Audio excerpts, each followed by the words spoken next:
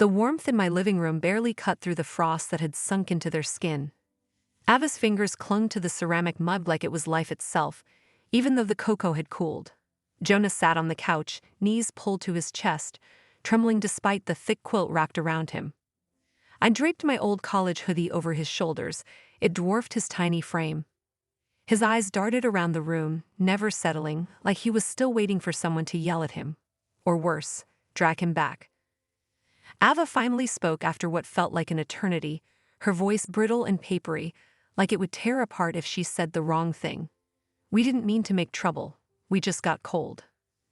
That sentence, 8 years old, and she already knew how to frame her survival as an inconvenience.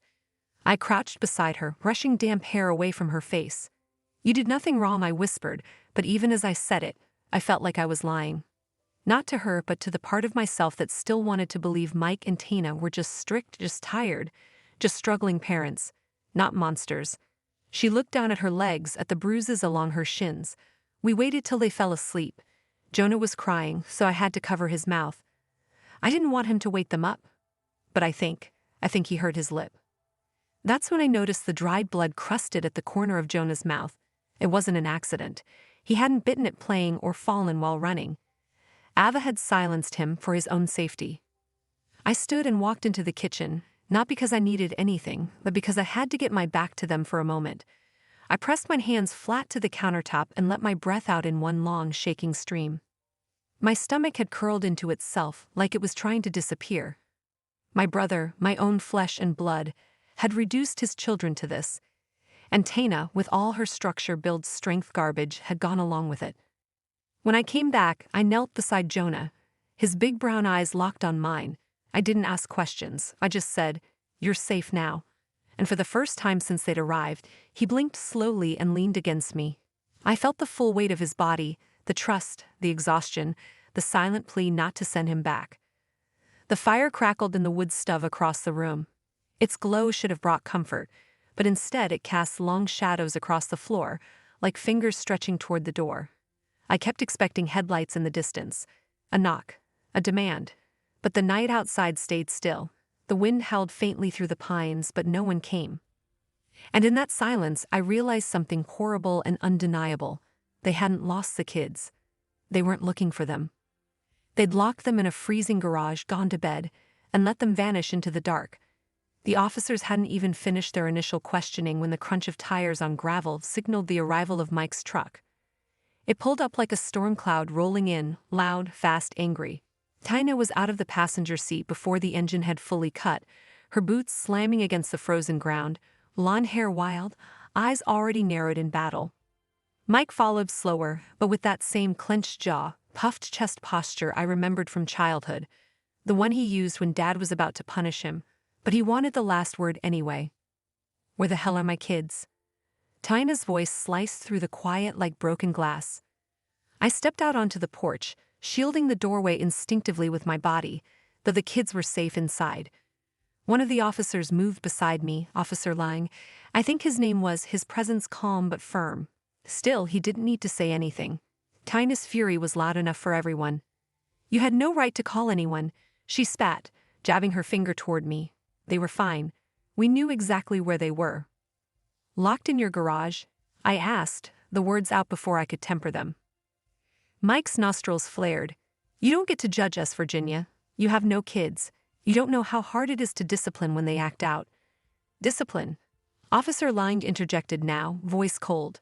"You call freezing 2 children in sub-zero temperatures for 3 nights discipline?" Tina scoffed. "It wasn't that cold. You're all acting like we threw them into the woods or something." I felt a chill crawl up my spine, worse than the actual morning air. They weren't denying it, not even trying to hide the facts, just reframing it like it was parenting, a little tough love, misunderstood by outsiders. Officer Mitchell, the younger of the two, stepped forward then. He held out the crumpled note I had given them earlier. "Your daughter wrote this," he said, his tone clipped but sharp. "She was afraid of being punished, for wanting to be warm.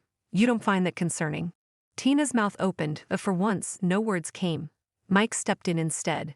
"She's dramatic. She always has been. She gets that from Virginia." There it was, the deflection, the familiar tactic. Twist the blame until it points somewhere else, until you can believe your own lies. Inside, I could see Ava peeking from behind the curtain, her eyes wide, uncertain, watching everything. I gently closed the door to spare her the scene. She didn't need to see her parents clawing their way through denial. Your daughter has bruises, I said, keeping my voice steady. Your son's lips were blue when I found him, and you're mad at me? Mike's voice rose, raw and vicious. You're not family anymore. You're a traitor. Officer Lange turned toward them both then. Sir, ma'am, we'll be taking the children in for immediate evaluation. They are currently under temporary protective custody. Tina's face drained of color. Mike looked like he might lunge. But it was done. The lie they'd wrapped themselves in had just started to unravel, and the truth was colder than anything they'd put those kids through. Tina burst through my door like a storm with no warning, just fury and volume. She didn't knock. She didn't hesitate. She shoved it open as if she still had the right to walk into my home, even after everything. How dare you take our kids without permission? She shrieked, face red, hair tangled, voice vibrating with indignation that didn't come from fear for her children, but from her loss of control. Mike was right behind her, shoulders squared, jaw clenched so tight I could see the vein pulsing at his temple. You always wanted to ruin us, he growled. You've been waiting for something like this, manipulating them, making us look bad so you can feel important. My heart pounded so hard it felt like it would crack my ribs. I didn't answer. I couldn't. My mouth was dry, my limbs trembling, not from fear, but from a rage so deep it made my vision blur. They weren't asking about the kids. They weren't even pretending to be worried. They were just furious they'd been caught. Officer Lange stepped in front of me, calm but assertive. That's enough, he said, holding one hand out in a measured gesture of authority. We need you both to stay right here while we speak to the children. Tina scoffed. Speak to them? You think they know what's best for them? They're kids. Officer Mitchell led Ava and Jonah quietly into the back room.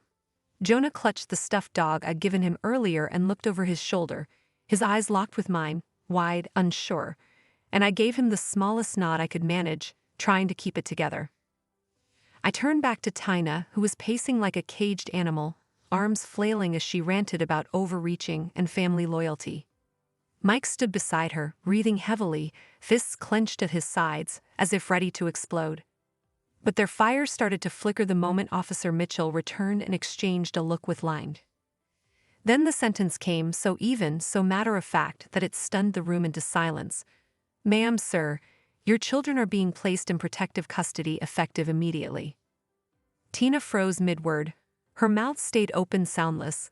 Mike's expression cracked, like the world had tilted under his feet. What? He barked, voice cracking with disbelief. You can't do that. They're our kids. They're also minors, Officer Lange replied, voice hardening, and we have sufficient cause to believe they were being subjected to sustained endangerment. Tina turned her fury on me. You little snake. You think this is justice?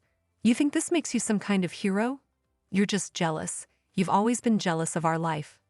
And then I said the first thing since they walked in. I heard you, Tina. Her face twisted. What? I reached into my hoodie pocket and pulled out my phone. I'd already played it for the officers, but now I tapped the screen, let it speak for me. Static crackled, then Tina's unmistakable voice laughing. Putting the brats in the garage until they learn respect.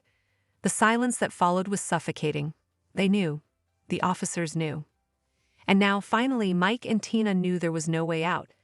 They hadn't just lost control. They'd lost the lie they built their entire illusion of parenting on. The courthouse was colder than the garage they'd locked their children in. Not in temperature, but in atmosphere, sterile, controlled, and indifferent to anything but facts. Yet underneath that clinical calm, a quiet fury buzzed in the room like static. You could feel it in the way the bailiff's eyes narrowed when Mike spoke, in the way the stenographer stopped typing for a heartbeat when Ava's drawings were passed to the bench.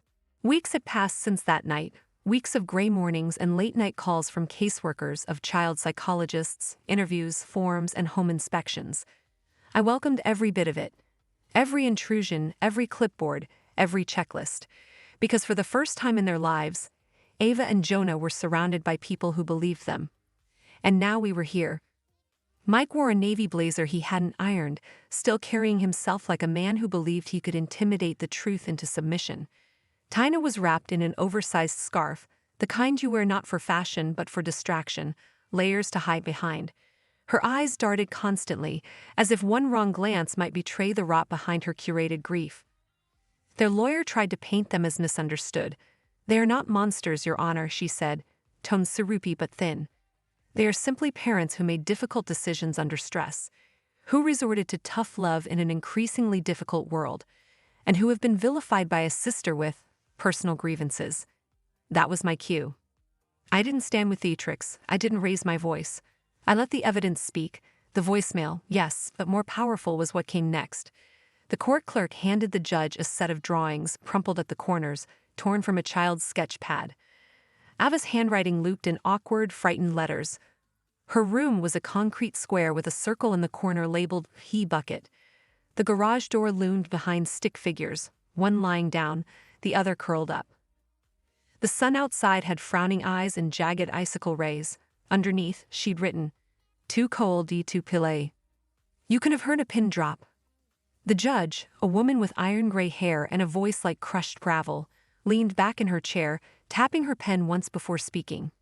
"Tell me," she said, gaze cutting through the courtroom fog, "is this your idea of discipline?" Mike didn't answer.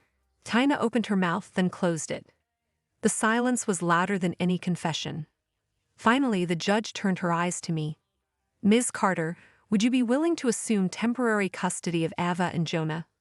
My voice was steady. My heart wasn't. It slammed in my chest like it knew this moment mattered more than any I'd lived before. "Yes, for as long as they need." There was no applause, no music, no moment of cinematic redemption, just the sound of a gavel tapping the wood and the weight of something sacred settling into place. Outside the courtroom, Mike muttered something under his breath. I didn't need to hear it. I had everything I needed. And for once, so did Ava and Jonah. The sound of laughter fills my house now. Not the shallow kind, the forced giggle kids learn when they're trying not to upset anyone, but deep, uncontrollable laughter that bursts out of Ava when she misses a piano note and makes up a new tune on the spot, or when Jonah builds a Lego dragon with backwards wings and insists it flies better that way. My living room has become a minefield of colorful plastic bricks and crumpled music sheets, and I wouldn't have it any other way. Every misplaced toy, every finger-smudged window, every half-eaten apple left on the coffee table feels like proof that this house is alive with something sacred: safety. It's been 5 months since that knock on my door shattered everything I thought I understood about family. In that time, I've learned how Eva likes her apple slices fanned out just so, with a dollop of peanut butter in the center. How Jonah wakes up scared from bad dreams but doesn't want to talk, just needs to be held for a few silent minutes before he'll fall back asleep. I've learned to keep nightlights in every room, extra blankets within reach, and most importantly, to listen to what's not being said. The trauma doesn't vanish, it shifts. Sometimes it hides. Sometimes it claws its way back in. Like the night Jonah asked if he was still in trouble, just because he spilled his juice, or the morning Ava carefully folded her pajamas and placed them on the floor beside her bed so they wouldn't get taken away. But those moments are fading. There's a warmth growing between us, slow and tentative at first, like a fire coaxed from damp kindling but now steady and constant. They call me Guinea now, and when they hug me, they press their faces into my chest like they believe I can keep the whole world away if I just hold tight enough. And I will. As for Mike and Tina, they sit in the periphery of this new life. Their names surface occasionally in therapy sessions or in drawings where they're always distant, half-formed figures with blank faces. The social worker tells me they're attending the required counseling and parenting classes, ticking the boxes, and apparently they still insist I poisoned the kids against them, that I twisted everything. I don't lose sleep over that, because I know the truth.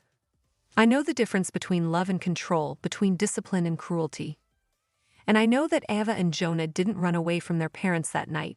They ran toward something. They ran toward warmth, toward hope, toward me. If Mike needs to cast me as the villain in his story so he can sleep at night, let him.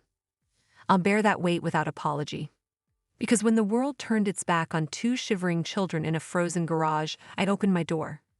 And now, every night, I tuck them in and whisper the same words.